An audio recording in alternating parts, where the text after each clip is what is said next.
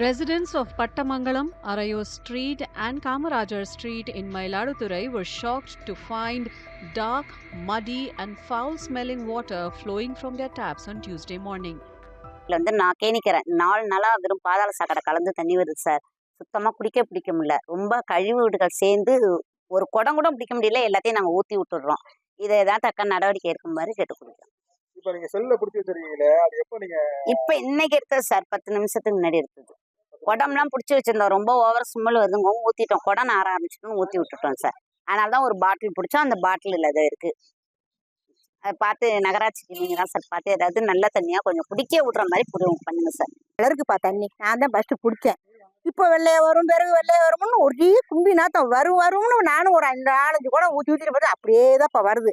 இந்த மாதிரி நீங்க வருவீங்கன்னு தெரிஞ்சா நான் ஒரு யானத்தை பிடிச்சி வச்சிருந்துருப்பேன், உங்ககிட்ட இப்போ காமிச்சிருப்பேன். நீங்க வருவீங்கன்னு தெரியாதுப்பா. ரொம்ப அதெல்லாம் நாங்க எப்படி தம்பி குடிக்க முடியும்? நாங்களும் மனசாலு தானப்பா. ரொம்ப மண்ணெண்ண கலருக்கு தம்பி, ஒரே வாடை.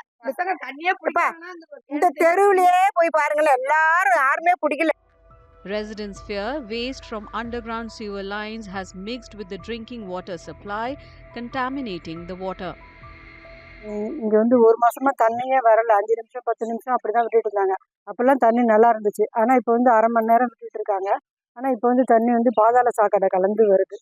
ரொம்ப குடிக்கவே முடியல. ஒரு கருப்பு கலர்ல வருது. அப்படியே நாத்தமா இருக்கு. குடமே நாறுது. அப்படியே ஃபுல்லா தண்ணி சரியாவே வரதில்லை. எங்களுக்கு நல்ல தண்ணி கொஞ்சம் விடுற மாதிரி கேட்டுக்கிறேன். The contamination comes on top of an already disrupted water supply. Lack of rainfall has caused the Kollidam River to run dry.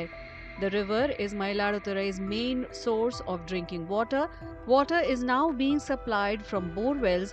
Residents are urging authorities to restore a safe drinking water supply as soon as possible and to provide water through tankers in the meantime.